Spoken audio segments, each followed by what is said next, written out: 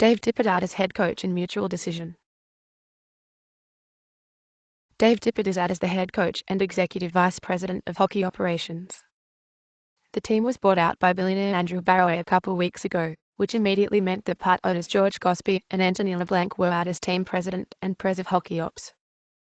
This was followed by Mike Smith getting traded and Shane Doan being told he wasn't being brought back, despite his wishes to remain on the team. This caused an annoying and predictable backlash against the team, with some of the most ridiculous people the world has ever seen calling for a boycott. Excusing the fact that would be like boycotting Frescom or Bazooka Joe Gum, two quality products that are woefully underappreciated. Boycotts are just generally really stupid unless the reason is beyond the pale in the worst way. Capitalizing on all the good press, Barroway has fired his extremely popular head coach. It's an unpopular move, but it's the right move for the team to get better. The Ice Arizona guys were weak. They never seemed to have a clear plan. They were smart to give Shaker a chance, but they tried to soft-pedal their approach by simultaneously promoting Tippett ahead of him. The two never seemed to be on the same page. The setup was terrible and the team didn't seem to have a clear direction.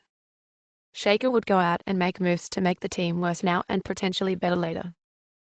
Then Tippett would bench a rookie while giving Doan 4 minutes of PP time. It's funny, people talk about hockey as if it's so conservative and resistant to change. The mainstream press was up in arms against the Panthers when they seemed to take a more analytical approach to team building. The Coyotes' situation is more radical than anything the Panthers tried, and no one said anything because old-school hockey guy Tippett was in charge. You watch, the mainstream guys will roast Barroway and Shaker for this. So hockey isn't really as change-resistant and conservative as people think. Hockey changes its rules constantly and new ideas that work are emulated like crazy. What the league is resistant to any attempts to penetrate or circumvent its, for lack of a better term, old boys club. There is a reason that the entire league, including its media, is made up of ex-players. Ex-players should certainly have the option to enter the league as a GM or an analyst, but the teams should at least be expanding the pool from which they draw executive talent. The real NHL journalists will hate this move, just like they hate stats, bloggers and the idea that face-offs might not be the most important part of a hockey game. The NHL media is cozy with the players to the point where almost no trades or players are really criticized.